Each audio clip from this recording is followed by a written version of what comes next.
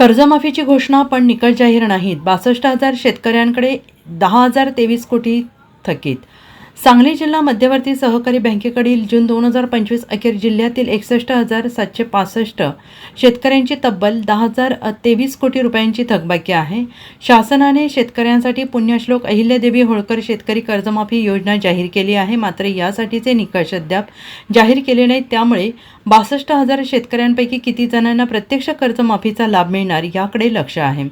जिल्ह्यातील एकूण शेती कर्ज पुरवठ्यापैकी एकट्या जिल्हा मध्यवर्ती बँकेकडून जिल्ह्यातील तब्बल 80% जास्त शेतकऱ्यांना शेतीसाठी कर्ज पुरवठा केला जातो. यात पीक कर्जासह मध्यम दीर्घ मुदतीच्या कर्जाचा समावेश आहे.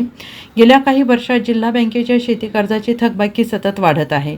शेतीमालाचे पडलेले भाव आणि अन्य कारणांमुळे शेतकरी अडचणीत आल्याने कर्जाची थकबाकी वाढत आहे. मात्र त्यातून जिल्ह्यातील शेतकऱ्यांना बाहेर काढण्यासाठी सांगली जिल्हा बँकेने बिगर शेतीसह शेती कर्जासाठी OTS योजना गेल्या काही वर्षात राबवली आहे.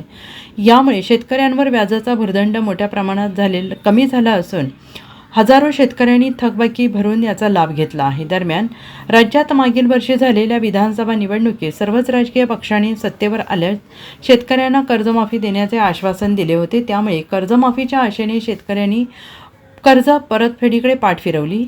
मुख्यमंत्री देवेंद्र फडणवीस यांनी राज्याच्या अर्थसंकल्पीय अधिवेशनात पुण्यश्लोक अहिल्यादेवी होळकर शेतकरी कर्जमाफी योजना जाहीर केली आहे. यात जून 2025 अखेर थकीत कर्ज असलेल्यांना शेतकऱ्यांचे 2 लाखांपर्यंतचे कर्ज माफ होणार आहे. तर नियमित कर्ज परतफेड करणाऱ्या शेतकऱ्यांना 50,000 रुपये प्रोत्साहन अनुदान मिळणार आहे.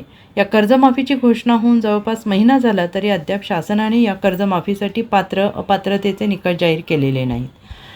Bureau report SBN Marathi Sangli.